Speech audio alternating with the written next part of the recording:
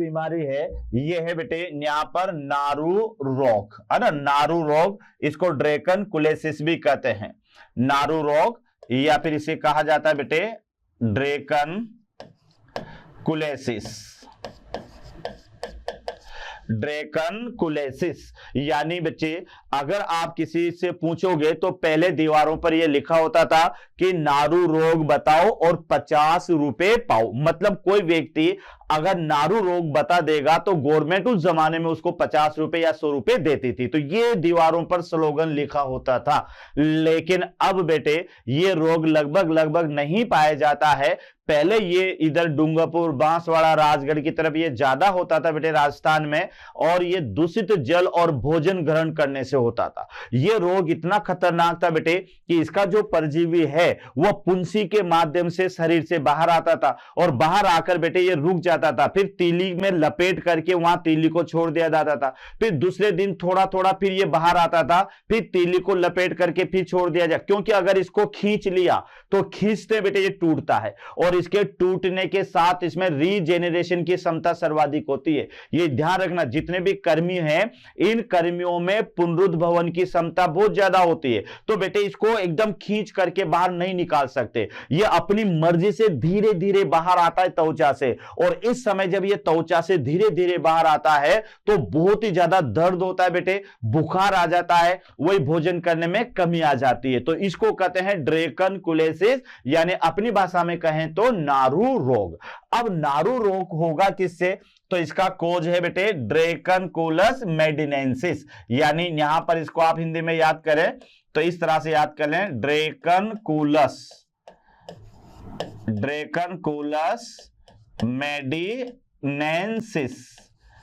मेडिनेंसिस, ये थोड़ा सा याद कर लें, ड्रेकनकुलस मेडिनेंसिस। अब थोड़े नाम तो बच्चों आपको याद करने पड़ेंगे, यानी ड्रेकनकुलस मेडिनेंसिस। तो बेटे इसको नारू कर्मी भी कहते हैं, नारू कर्मी, ड्रेकनकुलस मेडिनेंसिस, या फिर इसे आप क्या कहोगे, नारू कर्मी भी कहोगे। पहले बहुत ज्यादा होता था बेटे ये, अब ये रोग नहीं होता है, लेकिन फिर भी याद कर लेना नारू रोग। तो नारू रोग नारू कर्मी से होता है और उसका नाम है ड्रेकनकुलस मेडिनेंसिस। तो नारू रोग का बेटे दूसरा नाम क्या आ जाएगा, ड्रेकनकुलेसिस, है ना, जिससे होता है उसके बाद में सिस लगता है, जैसे टीनिया से हुआ टीनेसिस, है ना, जैसे एस्केरिस हुआ एस्केरियसिस, उसी तरह से बेटे ये ड्रेकनकुलस से होगा तो इस रोग का नाम एक और नाम हो जाएगा ड्रेकनकुलेसिस। अब देखो इसमें क्या होता है, तेज बुखार, सिर दर्द, और साथ में जो है क्या कहते हैं शरीर कमजोर, और साथ में बेटे याद रखना कि यहां पर त्वचा पर घाव उत्पन्न,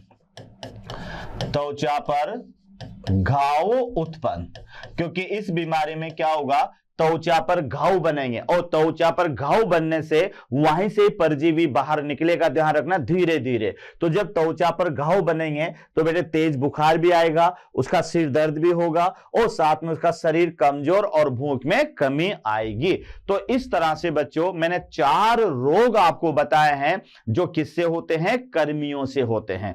पहला एस्केरियसिस रोग याद कर लेना, दूसरा हाथी पांव रोग, तीसरा टीनेसिस, और चौथा है नारू रोग। तो बेटे पहले तो आपको क्या याद करना है, इन चारों रोगों के नाम याद करना है। नाम याद जब हो जाए तो इनके कोज याद करना कि ये रोग कौन कौन से जो है कर्मियों से होते हैं, और फिर उसके बाद में बेटे एक एक दो लक्षण आपको इनके सिम्टम्स पर भी आना। सिम्टम्स में कुछ लक्षण याद भी ना होना बच्चों, तो कम से कम इतना तो याद कर लेना, बुखार आना, सिर दर्द होना, भूख में कमी, है ना, पाचन क्षमता में कमी, शरीर कमजोर, ये तो अधिकतर बीमारियों में ये लक्षण तो होने ही होने हैं। तो इस तरह से ये वाली तो बीमारी थी हमारे पास में, यानी कर्मी जनित रोग। अगली बीमारी जो आती है बेटे ये आती है कवक जनित रोग। अगली जो बीमारी है कैपिटल बी यहां पर अपन लेते हैं तो ये होगा बेटे कवक जनित, और इसमें आपके एनसीईआरटी में एक ही बीमारी है, यानी रिंग वॉर्म डिजीज, जिसको आप क्या कहेंगे बेटे, जिसे आप दाद खाज खुजली भी कहेंगे। तो इससे होने वाली जो बीमारी है बेटे कवक से, और उस बीमारी का नाम है रिंग वॉर्म डिजीज, यानी दाद खाज खुजली। इसमें क्या होगा बच्चों कि इसमें इस तरह से यहां पर ये बड़े बड़े इस बीमारी में चकते पड़ जाते हैं, इस तरह से ये इस तरह से यहाँ पर स्किन में, और ये चकते हल्के हल्के रेडिश कलर के होते हैं, ध्यान रखना, और इस तरह से आपको ये चकते नजर आएंगे। तो ये जो दांत खाज खुजली है ये बहुत ही संक्रामक बीमारी है। अगर हमारे परिवार में किसी एक व्यक्ति को हो जाती है तो बेटे अधिकतर व्यक्तियों को उसमें फैल जाती है, अगर सुरक्षा नहीं की जाए तो ये छोटे छोटे जो रिंग नुमा यहाँ पर ये दांत बन जाते हैं बेटे, यानी रिंग नुमा धब्बे, रिंग नुमा धब्बे यहां पर बन जाते हैं, ध्यान रखना। तो इसी वजह से इस बीमारी को कहा गया है रिंग वॉर्म डिजीज। ये क्वेश्चन बेटे मेडिकल में भी आ चुका है, और ये पूछा जाता है कि फंगल इन्फेक्शन या कवक से होने वाली मनुष्य में, वैसे तो बेटे ध्यान रखना श्वेत कीट रोग है ना, जो है क्या कहते हैं, और भी कई सारी बीमारियां हैं ना, गेहूं के अंदर होने वाली बीमारियां हैं, चावल के अंदर होने वाली है, धान के अंदर होने वाली बीमारी है, तो कई सारी बीमारियां होती है बेटे। लेकिन मनुष्य के अंदर ध्यान रखना जो सबसे मोस्ट कॉमन बीमारी है उस बीमारी का नाम है रिंग वॉर्म डिजीज, यानी दाद खाज खुजली। लगभग सभी व्यक्तियों को ये बीमारी होती है बेटे। जैसे गर्मियों के दिन आएंगे तो गर्मियों के दिनों में बेटे जैसे ये आर्म पिट है या ग्रोइन है तो यहां पर पसीना ज्यादा रहता है, और जब पसीना ज्यादा रहता है बेटे तो यहां पर फंगल इन्फेक्शन हो जाते हैं, और फंगल इन्फेक्शन अधिकतर नमी से और पसीने से ज्यादा फैलता है बेटे, ये याद रखना। तो गर्मियों के दिनों में ये ज्यादा होता है। उसके अलावा जो है बेटा हाइजीन का कोई व्यक्ति ध्यान नहीं रखता, सफाई का कोई व्यक्ति ध्यान नहीं रखता, तो उस व्यक्ति के अंदर भी दांत खाज खुजली ज्यादा होती है। अब उस व्यक्ति के संपर्क में आने से या उस व्यक्ति के जो बेटे चीजें जैसे तो टॉवल्स है ना, उसके अलावा एक ही साबुन है, अगर ये कोई व्यक्ति दूसरा व्यक्ति यूज लेता है तो ये बीमारी उसको भी फैल जाती है। तो ये संक्रामक बीमारी है, ये एक व्यक्ति से दूसरे व्यक्ति में फैलती है। तो बीमारी का नाम क्या है बच्चों? तो बीमारी का नाम है रिंग वॉर्म डिजीज, यानी दांत खाज खुजली। अब ये होती किससे है? तो एक तो माइक्रोस्पोरम है, ट्राइकोफाइटोन है और एपिडर्मोफाइटोन है। ये 3 प्रकार की कवक है, ड्यूटेरोमाइसिटीज के अंदर आती है बच्चों, याद करना। क्योंकि कवक जब आप पढ़ोगे ना तो कवक के 4 वर्ग होते हैं, यानी एक तो फाइकोमाइसिटीज होता है, एस्कोमाइसिटीज होता है ना, बेसिडोमाइसिटीज होता है, ड्यूटेरोमाइसिटीज होता है। तो बेटे जो ड्यूटेरोमाइसिटीज है, लास्ट वाली जो कवक का वर्ग है, उसके अंदर बेटे ये कवक आती है जिसका नाम है माइक्रोस्पोरम, ट्राइकोफाइटोन और एपिडर्मोफाइटोन। तो अधिकतर जो फंगल क्रीम होती है ना बेटे उस पर ये लिखा होता है एंटी माइक्रोस्पोरम, है ना, एंटी फाइटोक्रोम, तो ये सारे के सारे लिखे हुए होते हैं। तो ये फंगस है, तो ये फंगस का नाम है माइक्रोस्पोरम, ट्राइकोफाइटोन और एपिडर्मोफाइटोन। तो ये कवक का नाम है बेटे।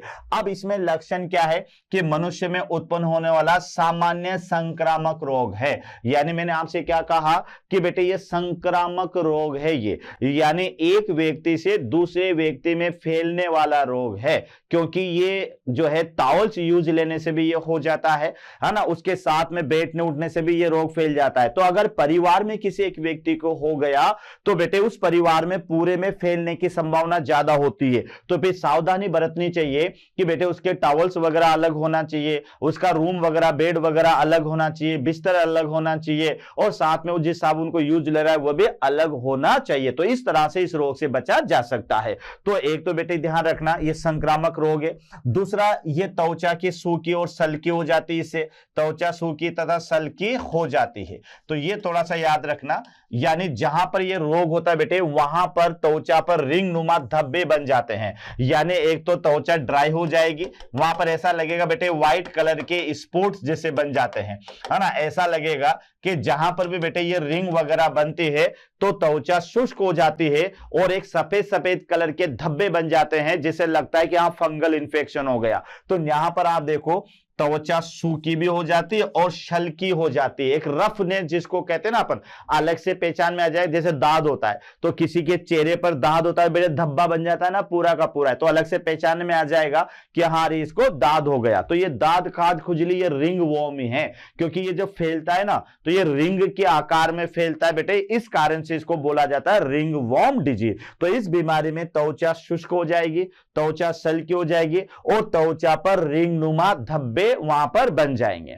साथ में आपको याद रखना ये गर्मी या नमी से ये अधिक संक्रमण होता है। जैसा मैंने आपसे कहा बेटे कि अधिकतर दांत खाज खुजली जो होती है ये बेटे गर्मी के समय ज्यादा होती है, क्योंकि गर्मी के समय पसीना ज्यादा आता है और पसीने से बेटे फंगस का जो संक्रमण है या इसके फैलने की जो क्षमता है वो ज्यादा हो जाती है। तो अधिकतर बेटे नमी या फिर जैसे मान लेते गर्मी में पसीना आता है तो पसीना अगर ग्रोविन और यहां पर ज्यादा आता है बेटे तो वहां पर फंगस इंफेक्शन होने का खतरा भी ज्यादा रहता है। तो ये आपको याद रखना है कि ये गर्मी या फिर नमी से ये बीमारी ज्यादा होती है और इस बीमारी में त्वचा में खुजली उत्पन्न होती है ना। खुजली गाना तो सुना होगा ना, खुजली खुजली खुजली। तो ये ध्यान रखना बेटे ये वह खुजली तो नहीं है, पता नहीं किसके ऊपर उसने गाना बनाया, लेकिन आप तो याद रखना कि बेटे इस बीमारी के अंदर व्यक्ति जैसे बात करता जाएगा फिन्या खुजाली, तो समझ लेना कि यार इसको रिंग वॉर्म डिजीज हो गई है, रिंग वॉर्म डिजीज। तो रिंग वॉर्म डिजीज में बेटे व्यक्ति खुजाता रहता है और खुजाता तो ऐसा अच्छा लगता है उसको कि यार खुजाता ही रहे। तो ये थोड़ा बीमारी बेटे ये संक्रमित बीमारी है, इसे बचकर रहना चाहिए। और अगर बाय द वे ये बीमारी हो जाए तो तुरंत स्किन डॉक्टर से आपको कंसल्ट करना है और नॉर्मल ट्रीटमेंट होता है, ये सही भी हो जाते हैं, लेकिन उसके बावजूद बेटे फिर सफाई का पूरा ध्यान रखना इसमें चाहिए। तो ये बेटे कवक जनित रोग है जो आपके एनसीईआरटी में एक ही कवक रोग दे रखा है और उस कवक रोग का नाम है यानी रिंग वॉर्म डिजीज, जिसको आप कहोगे दांत खाज खुजली, जिसका रोग कारक है माइक्रोस्पोरम ट्राइकोफाइटोन। लक्षण आप बेटे ध्यान रखना, मैंने आपसे क्या कहा कि लक्षण को ज्यादा रटने की कोशिश मत करना, धीरे धीरे आपको याद हो जाएंगे। अब जैसे मान लो दांत खाज खुजली, तो यार इतना तो तुम याद कर सकते हो कि दांत खाज खुजली में क्या होगा बेटे, त्वचा पर खुजली उत्पन्न हो जाएगी, त्वचा पर धब्बे बन जाते हैं, वहां की त्वचा शुष्क हो जाएगी, है ना, वहां की त्वचा जो है शल्की हो जाएगी। उसके अलावा बेटे ये जो दांत खाज खुजली है ये तापमान में या गर्मी के समय ज्यादा फैलती है और ये एक अत्यधिक संक्रामक रोग है जो एक व्यक्ति से दूसरे व्यक्ति में फैलता है। तो इस तरह से बच्चों यहां पर अपन ने पढ़ा यानी जो है संक्रामक रोग, आपके एनसीईआरटी में संक्रामक रोग की डिटेल दे रखी है बेटे, तो ये अपने यहां पर कंप्लीट कर ली। और इनको अपने किन किन के माध्यम से पढ़ा, पहले जीवाणु जनित रोग पढ़ा, फिर इसके बाद में वायरस जनित रोग पढ़ा, उसके बाद में बेटे अपन ने जो है वायरस के बाद में जो है प्रोटोजोआ जनित रोग पढ़ा, फिर कर्मी जनित रोग पढ़ा और फिर पढ़ा अपन ने यानी कवक जनित रोग। अब आइएगा आप ये देखते हैं इन बीमारियों से कैसे बचा जा सकता है, प्रिवेंशन क्या है, यानी बेटे प्रिवेंशन क्या है। तो अगला टॉपिक हमारा शुरू होता है और ये टॉपिक रहेगा यानी prevention and control of disease, यानी रोग की रोकथाम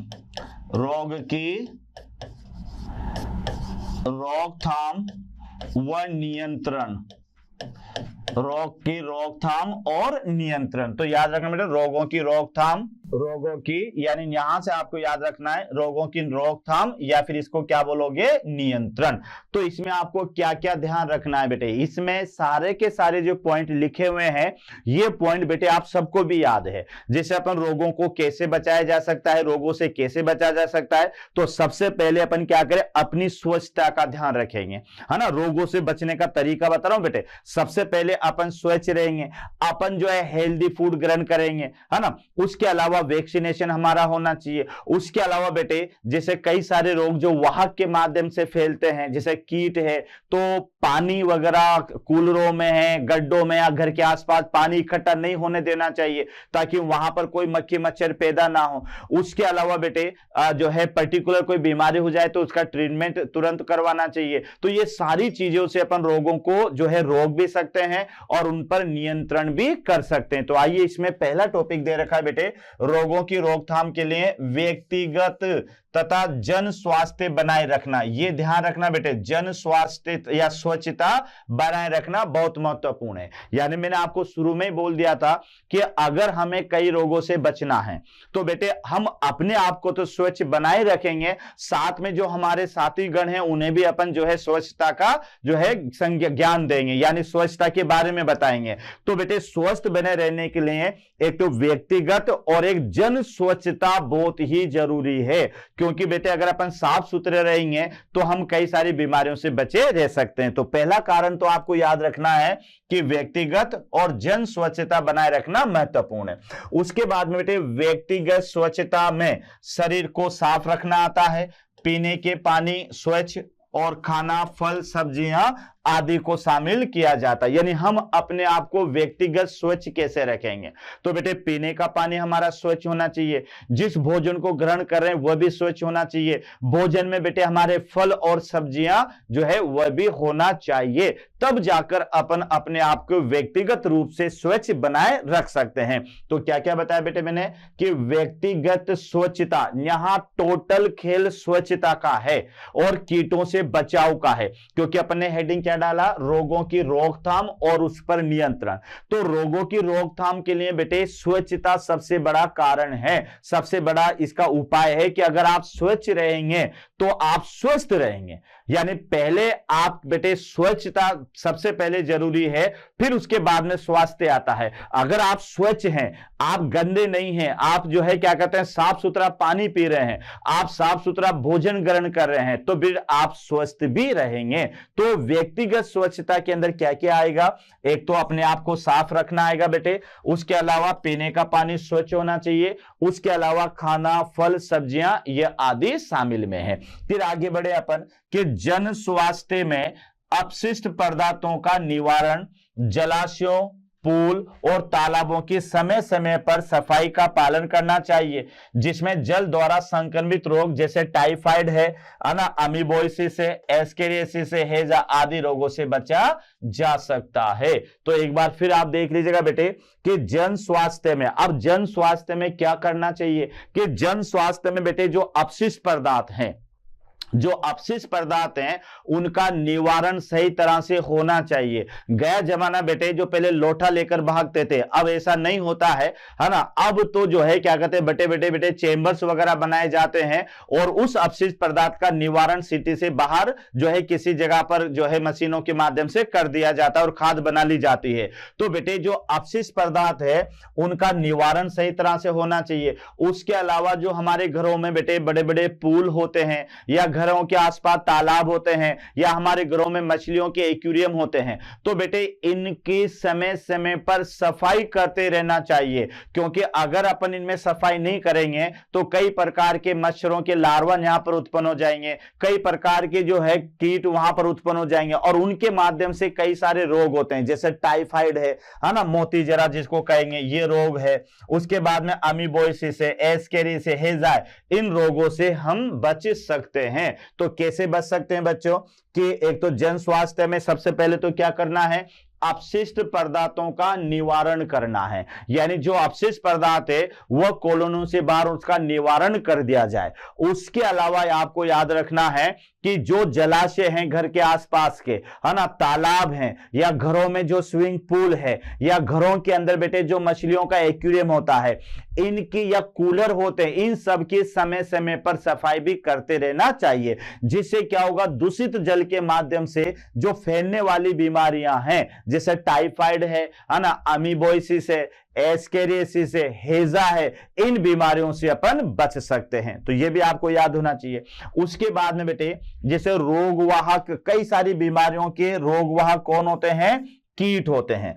तो कीटों के प्रजनन पर नियंत्रण करके कीटों द्वारा संचित रोग जैसे कि मलेरिया है ना, हाथी पांव रोग है, डेंगू आदि से बचा जा सकता है। तो बेटे यहां भी आप देख लो कि रोगवाहक अगर कीट हैं तो कीटों से अगर अपन उनके प्रजनन पर कंट्रोल कर लें, जैसे बेटे कीट क्या होते हैं, जैसे हमारे घरों में बहुत दिनों से कूलर में पानी भरा हुआ है ना, बहुत दिनों से टायर है उसके अंदर पानी भरा हुआ है, नारियल बेटे नारियल के खोखे जो होते हैं उनके अंदर पानी भरा हुआ रहता है, तो लंबे समय तक अगर अपन यहां पर पानी भरकर रखेंगे तो जो मच्छर होते हैं वहां पर बेटे अंडे देकर उनसे लार्वा उत्पन्न हो जाते हैं और यही लार्वा नए मच्छरों को फिर जन्म देते हैं। तो अपन को क्या करना है कि इनके इस प्रजनन को रोकना है। अब प्रजनन को कैसे रोकना है, कोई इनके गोलियां नहीं खिलाई जाएगी कॉन्ट्रासेप्टिव की, इनका प्रजनन रुक जाएगा।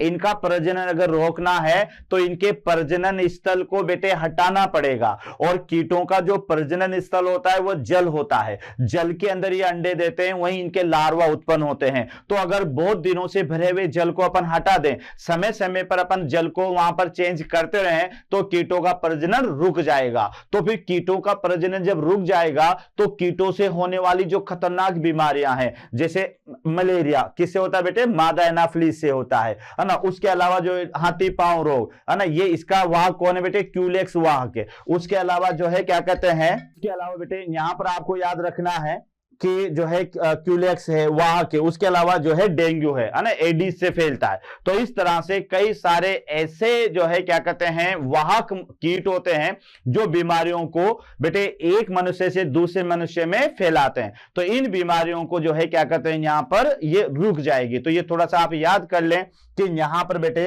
रोग वाहक कीट प्रजनन पर नियंत्रण करके और कीटों द्वारा संचित रोगों को रोका जा सकता है, जैसे मलेरिया है ना, हाथी पांव रोग है और डेंगू आदि से बचा जा सकता है। तो एक तो यह भी नियंत्रण होना चाहिए।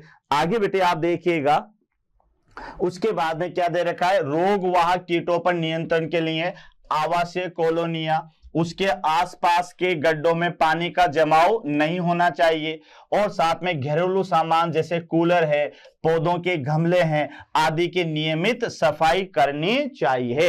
अब अपन को कीटों का संक्रमण रोकना है। तो कीटों का संक्रमण अगर रोकना है तो रोग वाहक कीटों पर नियंत्रण कैसे करें, तो बेटे मैंने आपको शुरू में बता दिया था कि ये नियंत्रण कैसे करना चाहिए कि आवासीय कॉलोनियों के आसपास जो पानी भरा हुआ रहता है या उसके आसपास जो गड्ढों में पानी जमा नहीं होना चाहिए, और साथ में घरेलू सामान जैसे कूलर है, पौधे है ना, पौधों के गमले, इनमें पानी का जमाव नहीं होना चाहिए। समय समय पर इनके पानी को बदलते रहना चाहिए। जिससे क्या होगा बच्चों, जिससे वहां पर मच्छरों के लार्वा जो है उत्पन्न नहीं होंगे और इनका प्रजनन रुक जाएगा। और जब कीट, अगर बेटे कीटों का प्रजनन रुक जाएगा, कीट ज्यादा उत्पन्न नहीं होंगे, तो फिर ये बीमारियों को एक स्थान से दूसरे स्थान पर नहीं फैला सकते हैं। तो ये भी आपको याद होना चाहिए। उसके अलावा मच्छरों से बचने के लिए मच्छरदानी या फिर कुछ रासायनिक पदार्थों का प्रयोग, जैसे बेटे ऑल आउट है ना, कछुआ छाप अगरबत्ती है, इनका प्रयोग भी करना चाहिए, ओडोमास है, इनका प्रयोग करना चाहिए। तो यह भी याद रखना कि मच्छरों से बचने के लिए मच्छरदानी या रासायनिक पदार्थों का उपयोग करना चाहिए। तो ये थोड़ा सा याद रखना, मच्छरदानी या रासायनिक पदार्थों का उपयोग करना चाहिए। और साथ में दरवाजे और खिड़कियों को पर जाली लगानी चाहिए। ये तो बेटे कॉमन सेंस है, लेकिन आपकी एनसीईआरटी में दे रखा है, तो मैं बता रहा हूं बेटे कि अब मच्छरों से बचना है हमें। तो यार अपन तो अभी बच रहे मच्छरों से, रात में मच्छर कहां छोड़ते हैं, है ना, चेतावनी देके अपने पास में आता है कान में कह के कि रोक सके तो रोक ले, मैं तुझे काट के जा रहा हूं, लेकिन फिर भी अपन उसको रोक नहीं पाते, इतना खतरनाक है मच्छर। तो बेटे मच्छरों से बचने के लिए या तो मच्छरदानी का प्रयोग करें या रासायनिक पदार्थों का प्रयोग करें, या फिर जो है घरों के खिड़की दरवाजों को बंद करके रखना चाहिए। इस कारण से अपन मच्छरों से बच सकते हैं। उसके बाद में बेटे आपको याद रखना है कि अनेक संक्रामक रोगों से बचने के लिए क्या करते हैं बेटे, टीकाकरण भी करते हैं, वैक्सीनेशन भी करते हैं। तो ये थोड़ा सा याद रख लेना कि मान लेते हैं बचपन से हमें टीके लगते हैं, तो बचपन से जब टीके लगते हैं तो वह बीमारी से हम बच सकते हैं। बीसीजी का टीका है, ओपीवी का टीका है, डीपीटी का टीका है, तो ये भी रोगों से बचाव का एक उपाय है ना। तो शुरू में क्या किया जाएगा कि बेटे वैक्सीनेशन करना चाहिए। इस वैक्सीनेशन से या टीकाकरण से क्या होगा कि कई प्रकार के संक्रामक रोगों से भी बचा जा सकता है। उसके बाद में बेटे और साथ में जैसे पोलियो है, डिप्थीरिया है, निमोनिया है, चेचक है, इन आदि पर नियंत्रण कर लिया गया है। तो ये तो आप भी जानते हो बेटे, टीके से कई सारी बीमारियों को रोका जा सकता है। और ये बीमारियां कौन कौन सी जो आपको याद करनी है, जैसे कि वहां से अपन देखें तो बेटे पोलियो है, ओपीवी वैक्सीन आती है इसकी, डिप्थीरिया है, डीपीटी आती है, निमोनिया है, चेचक है, टिटेनस है, टीबी है, और इन बीमारियों को अब इन पर नियंत्रण कर लिया गया है। तो बच्चों रटने की कोई आवश्यकता नहीं है। किस तरह से रोगों का निदान और उनका नियंत्रण कर लिया जाता है, तो मैंने आपको क्या क्या बताया। सबसे पहले व्यक्तिगत स्वच्छता, उसके बाद में जन स्वच्छता। अगर बेटे हम स्वच्छ हैं तो हम स्वस्थ हैं, है ना, ये ध्यान रखना। तो व्यक्तिगत स्वच्छता किसके कारण आएगी कि पीने का पानी स्वच्छ हो, हमारा जो है भोजन वह स्वच्छ हो, भोजन में फल फल सब्जियां हो तो बेटे ये हम जो है स्वास्थ्य हमारा सही रहेगा। उसके अलावा जन स्वास्थ्य बेटे किसके ऊपर डिपेंड करता है कि जन स्वास्थ्य बेटे जो आसपास का वातावरण वो साफ सुथरा हो, जो अपशिष्ट पदार्थ हैं उनका निवारण बेटे जो है ठीक तरह से हो जाना चाहिए, और आसपास के गड्ढों में, आसपास के जो बेटे तालाब वगैरह होते हैं उनकी समय समय पर सफाई होना चाहिए। हमारे घरों में जो कूलर वगैरह होते हैं, पौधों के जो गमले होते हैं, इनकी समय समय पर सफाई होना चाहिए। तो इस तरह से बेटे जो बीमारियां कीटों से फैलती है तो कीटों से फैलने वाली जो बीमारियां वो रुक जाएगी, क्योंकि अगर कीटों का प्रजनन स्थल अपन जो है वो बिगाड़ दे बेटे तो फिर कीट वहां पर जनन नहीं कर पाएंगे, तो कीटों की संख्या में कमी आएगी और कीटों से होने वाले जो संक्रामक रोग है वह नहीं हो पाएंगे।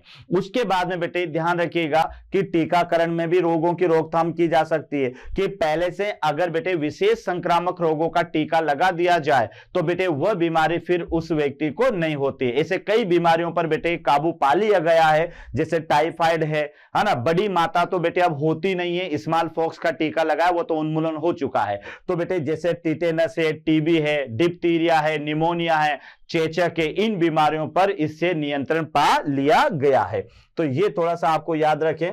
और कई संक्रामक रोगों को नियंत्रण के लिए प्रतिजैविक औषधियों का उपयोग किया जाता है। इतनी सुरक्षा के बावजूद भी यानी एंटीबायोटिक ड्रग्स, तो इतनी सुरक्षा के बावजूद भी अगर बेटे कोई बीमारी हो जाती है तो फिर क्या इलाज है, या फिर तो डॉक्टर को दिखाना पड़ेगा, और डॉक्टर को दिखाने के साथ ही बेटे अपन क्या करते हैं, वो एंटीबायोटिक हमें देता है। तो फिर अंत में तो बेटे यही है कि अगर इतने उपायों के बावजूद भी कोई बीमारी हो जाती है तो फिर एंटीबायोटिक औषधि आती है जिनके माध्यम से उस बीमारी को ठीक किया जा सकता है। तो इस तरह से बेटे ये तो हमारे पास में रोग का निदान और उसका नियंत्रण। तो इसी के साथ में बच्चों मोशन मंच की ओर से आपको एक बार फिर धन्यवाद। स्वस्थ रहें और हमेशा हेल्दी रहें बेटे। टॉपिक ही स्वच्छता का चल रहा है तो टॉपिक के मान सम्मान में अपने आप को भी स्वस्थ बनाए रखें, अच्छा खाएं, अच्छा पिएं बेटे, कॉन्टामिनेटेड नहीं खाएं और अपने आप को स्वच्छ बनाए रखें, क्योंकि आपको याद है ना कि व्यक्तिगत स्वच्छता भी रोगों पर नियंत्रण का एक उपाय है। अगर बेटे हम स्वच्छ हैं तो हम स्वस्थ रहेंगे, ध्यान रखिएगा, और जो है और को भी अपन स्वस्थ बनाए रखेंगे। तो बेटे आज का टॉपिक यही था, जिसका जो है टॉपिक था बेटे हमारा यानी कृमि और कवक जनित रोग। ओके बेटे, तो इसको ठीक से पढ़ें और अच्छे से पढ़ें और स्वस्थ रहें। Thank you.